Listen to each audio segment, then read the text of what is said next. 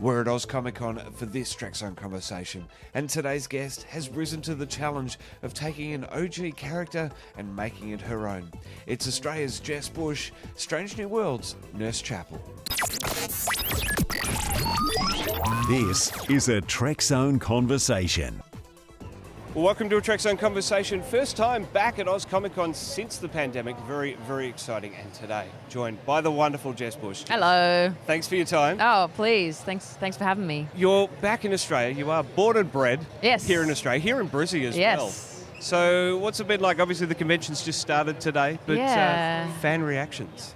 I mean, I'm yet to meet a lot of the fans. It's very early in the morning, but it's definitely surreal to be in the Brisbane Convention Centre because I went to school around the corner at State High, and I graduated in this hall. So So a trip. it's kind of a return for you. yeah, it's love really it. nice. It's really nice to have a bit of a home game and kind of, Exactly. be back on home soil. And with this new crop of Star Trek, we are getting some Aussies Yes. being part of the crew. We've had Evan Evagoria on Yeah. Picard. We've got you now on Strange New Worlds.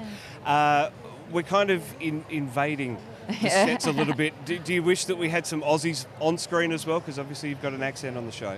Yeah, I mean, maybe that's on the cards in the future. That'd be nice. I mean, obviously, Nurse Chapel is canonically not Australian, so I can accept that I might have to be American. But yeah, it would be nice. It would be nice.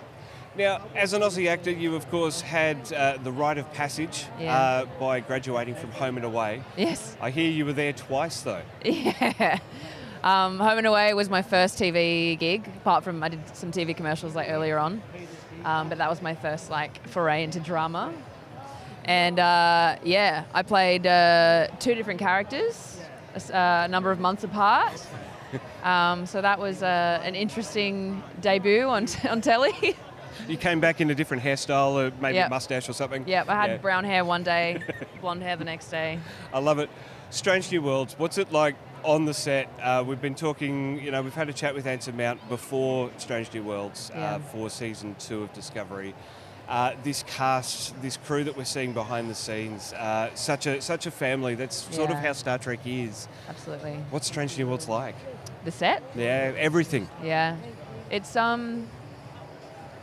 It's the energy that is really apparent on screen and within the fan base of Star Trek, that energy of acceptance and joy and championing each other is very present in the back end as well. So I feel really lucky to be a part of a set like that where there's no weird politics. Everybody is really there for each other.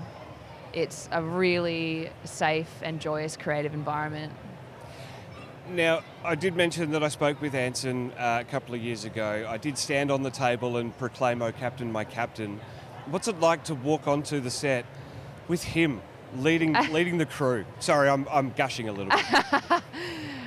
Look, the ensemble is wonderful.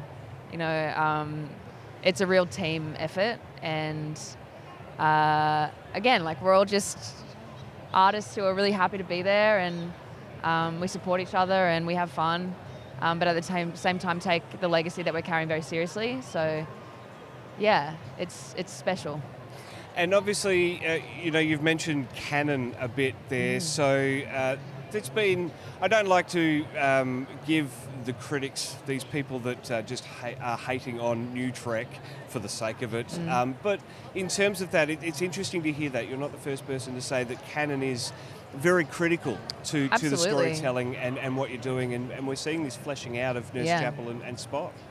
What's that like on set? Is there sort of someone keeping an eye on that canon as you're going in case there's a time. bit of ad-lib or something like that? Big time, yeah. So the writers are amazing, and they're all massive Trekkies, and there's a lot of respect paid to, of course, the canon. It's a huge legacy. We're stepping into something that is already so fully formed and really important to a lot of people, and so every day, every scene, there's consulting with the writers on where we have room to ad-lib and where we don't, checking in with canon and making sure that we're honouring that, while also breathing new life into it. So I think there's a really important balance to strike with having creative liberty, but also honouring the canon. And I think that the writers on this show have done a really good job of that, and we all are constantly checking in with that as we make the show. Very cool. You're Yeah. back for season 2. Yes. I know that's in production. I know that everything's under wraps right now. But is there anything you can tell us about what's coming up? We've seen a little sneak peek. They did give me a list of things that I was allowed to say. Bruce Horak will be back. In what capacity, I can't say. There will be more Gorn. There is... Crap, what's the list? What's the list? Yeah. There'll be more of Paul playing Kirk. There's more of him to come. And just for Chapel, there's a lot. She gets to be a friggin' badass. So Love it.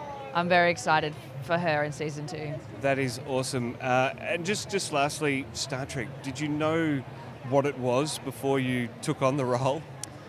I had no idea just how much it meant to people and how much of a cultural impact it has, and a positive one at that. So it's been really wonderful to now become a super fan. It's such an incredibly unique world and force for joy and optimism, and I've really enjoyed stepping into it and becoming part of the family. The whirlwind is just beginning. Absolutely.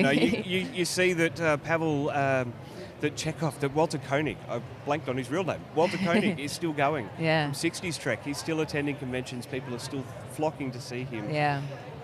That's to come for you. Yeah. Yeah. What's that like to have that sort of, to know that is part of just acting, just acting on this show? It's so special. I've just started to do conventions. This is my 3rd one. And it's such a special part of what, not many other shows have this other world attached to it, and it's a whole other experience that is really unique. And I think that as an artist, it's so valuable to make contact in real life with the people that you're making the work for, and to have that feedback and to share the joy of making it with the people who are receiving your work, and to get to know the real impact that you're having is so cool. And I feel so honored to be able to actually interact with the Trek family, being the fan base, and the other actors on the show. I've been lucky enough to meet a bunch of the people from Next Gen, from Voyager. I did a panel with Garrett Wang 2 weeks ago, and he's awesome. And so it really feels like I've just had the door opened to enter this big family that's really solid and will always be there.